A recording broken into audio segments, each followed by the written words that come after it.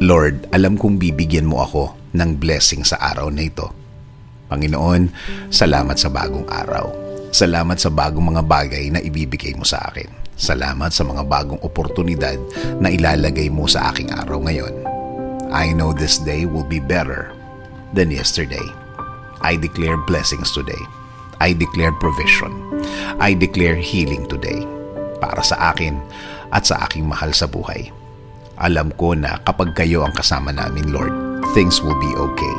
Alam namin na magiging tama at tahimik ang lahat. Alam din namin na kasama namin ang proteksyon sa araw na ito.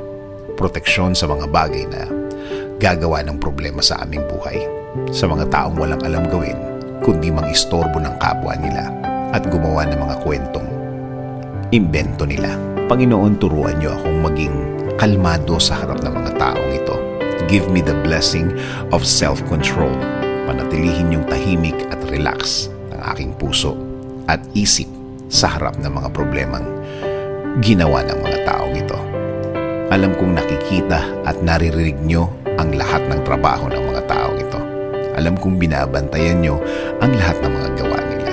At alam kong igaganti nyo ako sa mga taong ito. At alam kong may timing nyo ang lahat. Sa ngayon, sa araw na ito, ako magko-concentrate. Sa araw na ito ako magfo-focus. Alam kong marireceive ko ngayon ang inyong kabutihan. Alam kong aalagaan nyo ako sa araw na ito. At alam kong mararamdaman ko ulit ang inyong blessings ngayon. Kahit na maging mahirap ang araw na ito, sa magandang plano mo ako titingin. Sa magandang pangyayari na mangyayari ngayon, ako mag-aantay at alam kong matutuloy ang lahat.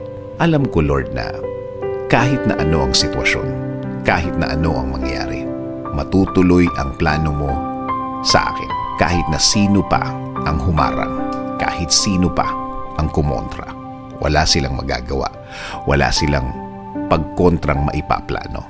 Kaya Lord, please continue leading my life. Ikaw na po ang magbigay ng direksyon sa aking buhay. Patuloy kong i-offer ang lahat ng parts ng aking buhay. Itinataas ko ang lahat ng aking plano, Lord. Ikaw na ang bahala sa akin at sa aking pamilya. Panginoon, ipinagdadasal ko din ang aking bayan, Lord. Ikaw na din ang mag-alaga at magbigay ng guidance para sa aming bansa.